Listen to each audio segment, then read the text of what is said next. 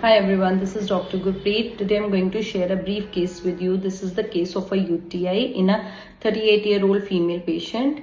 तो इनकी जो चीफ कंप्लेंट थी जिसके साथ ही मेरे पास आई थी, she got discharge from the hospital few days back only. She was having the problem of UTI for which she was hospitalised, but after few days again the symptoms appear कि उनको बहुत ज्यादा violent etching और burning की complaint दोबारा से start हो गई थी.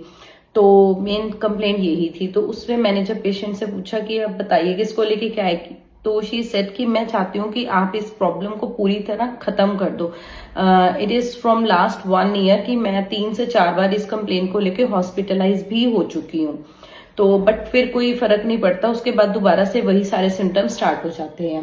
And along with that then I asked कि ठीक है और कोई दिक्कत. सो शी सेड कि due to this condition I have this fear कि मुझे बहुत ज्यादा पेन होगी या इचिंग स्टार्ट हो जाएगी, ड्यू टू विच मैं we are avoiding the question also. So we are not getting intimated from last 3 to 4 months.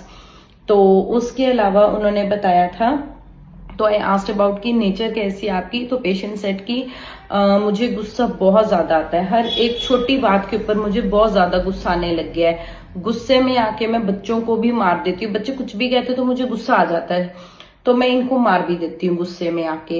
And along with that उन्होंने मुझे ये बताया था कि इनको आर्थराइटिस की कंप्लेंट भी है, वो तो इनको बहुत ज्यादा पुरानी थी.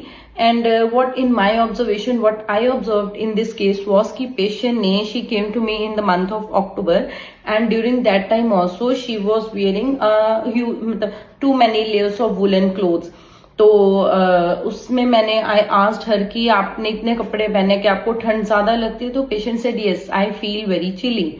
तो this was the main case, and the rubrics that I took in this case were, number 1 was kill desire 2, कि उसने बोला कि मेरी इस प्रॉब्लम को पूरी तरह खत्म कर दो बस आप.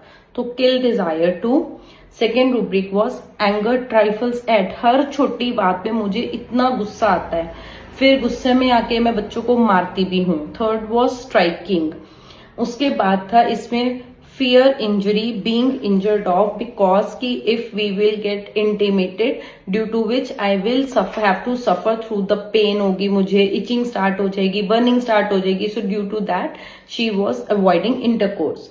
And next was फिर जो मैंने इनके physicals में लिए थे, that were female genitalia itching, and उसके बाद था female genitalia में ही pain, burning, एंड एक मैंने इसमें लिया था एक्सट्रीमिटीज में पेन जॉइंट्स रूमेटिक. तो इस टोटलिटी के बेसिस पे although the medicine which I selected जो मेरे रेपर्टोरियल चार्ट में it was on the 5th number, but I was very sure about this medicine की that this medicine will work, क्योंकि the patient was extremely chilly और गुस्सा बहुत ज्यादा था उसके अंदर. तो माई मेडिसिन वॉज हिपरसल्फ.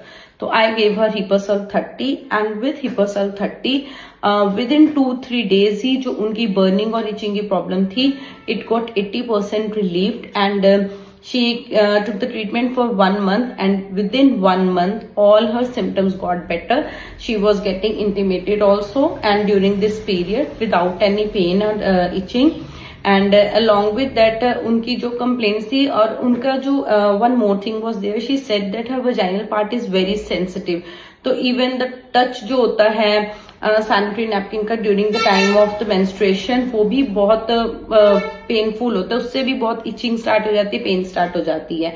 तो जो हिपर को अगर हम जनरली भी देखें तो हिपर सेल्फ में जो स्किन की सेंसिटिविटी बहुत ज्यादा होती है, तो इसको भी इस मेडिसिन से कवर हो गया था. हर नेक्स्ट पीरियड साइकिल जो आया था during the course of treatment only, that was perfectly fine. उनको कोई ऐसी कंप्लेन नहीं हुई थी नैपकिन्स यूज करने से भी.